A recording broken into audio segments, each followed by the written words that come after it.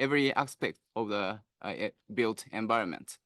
Martin is a global circular economy services leader and will present on circular buildings, accelerating the circular transformation of the architecture, engineering, and construction sector. Martin, the floor is yours. Thanks again. I hope you can hear me well, and I hope you can see the screen. So if you can give me a quick sign. Yes, we can see and hear you very well. Nice. So just very quickly, just so that you know who ARUP is, we were introduced.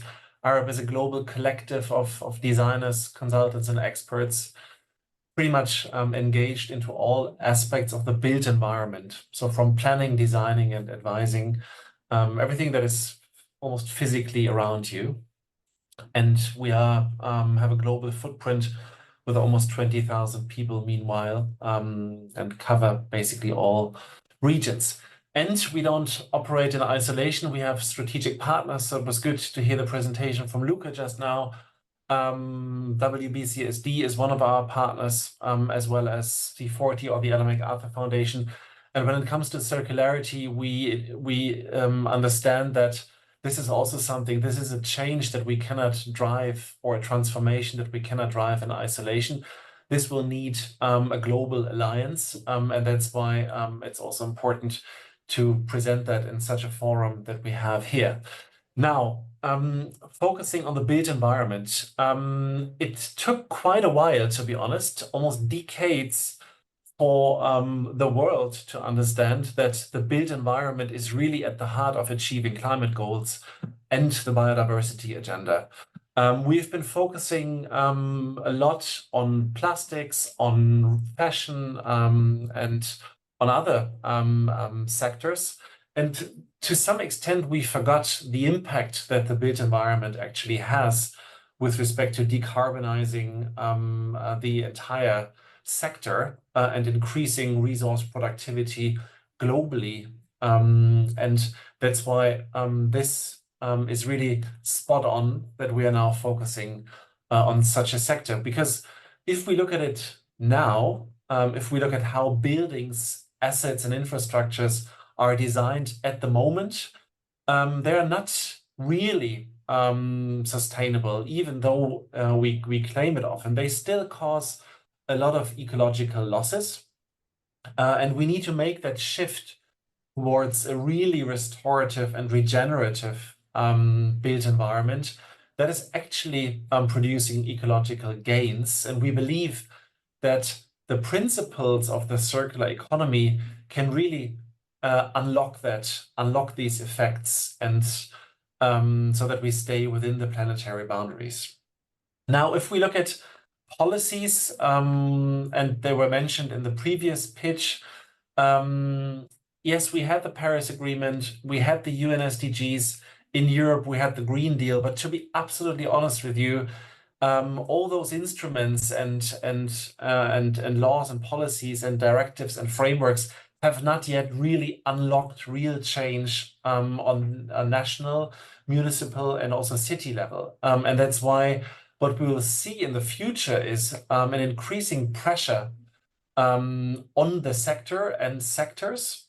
And we see first countries moving rapidly towards whole life carbon budgets for the built environment sector. So carbon is still the main driver to adopt circularity. And that is also perfectly in line with what we just heard. Circularity and circular principles are actually enabling the decarbonization and the increase of resource productivity until 2050.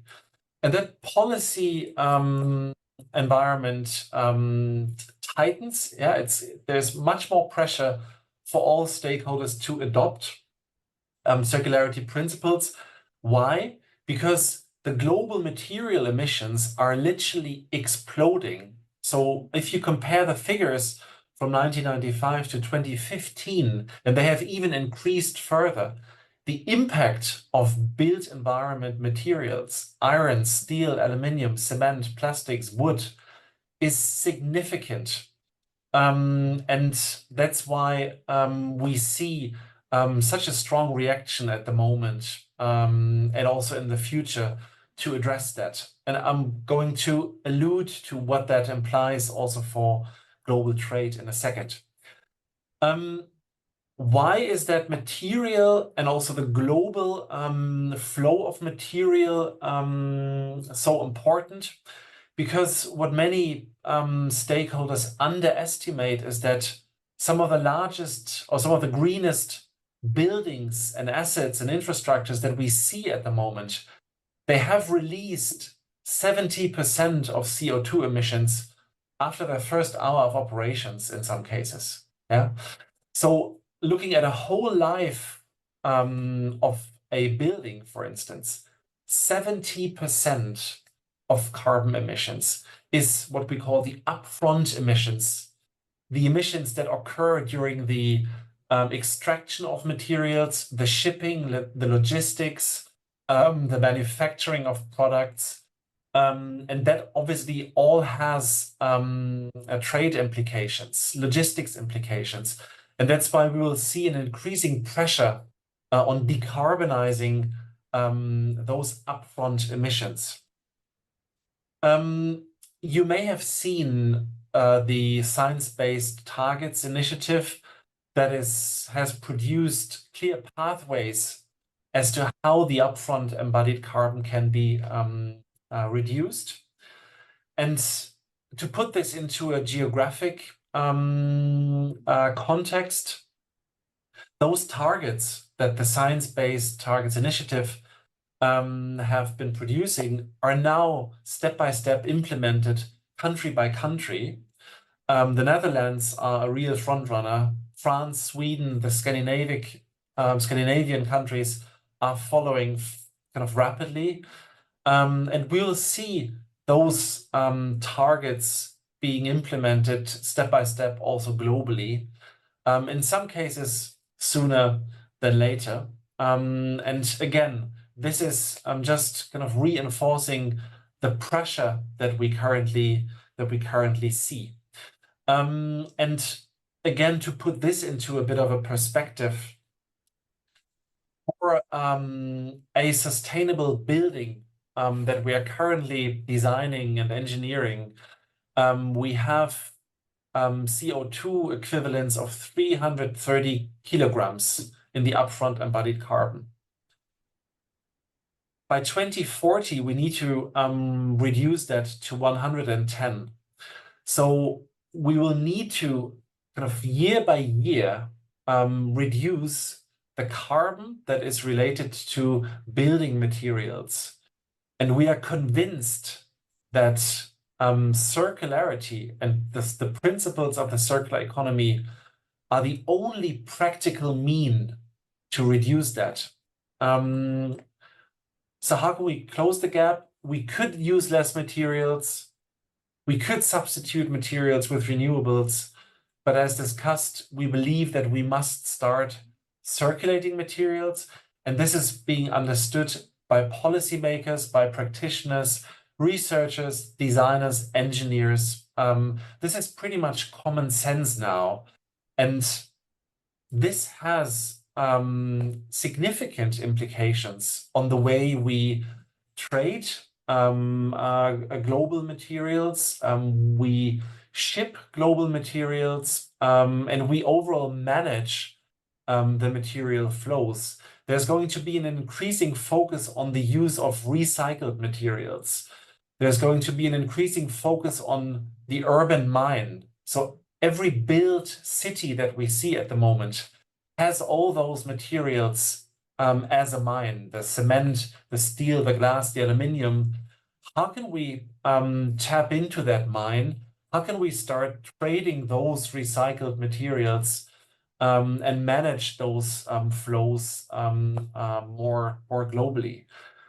We will see, as discussed, a more tighter policy environment. We will see new instruments, subsidies and incentives to unlock the use of reclaimed and reused materials, and also unlock the transition to circular materials and buildings. We'll see an entirely new set of standards and regulations addressing like international standards for recycled materials that still need to be compliant in terms of they still need to be able to be reused in buildings and cities. And obviously, there's a whole bunch of logistical considerations as to how can we manage the decarbonized and efficient transport of materials, which new ecosystems and networks will emerge. How do we actually make that global supply chain traceable? How can we measure the impact? These are all new questions and implications that we see. This is almost the last slide. One thing is clear, and the International Resource Panel has underlined that and reinforced that we must accelerate speed. We must use the principles of circularity to bring the carbon emissions down, and then we can potentially stay within the boundaries and the 1.5 or 2 degree target until 2050. Only if we really start accelerating speed when it comes to using materials more efficiently and adopting CE principles.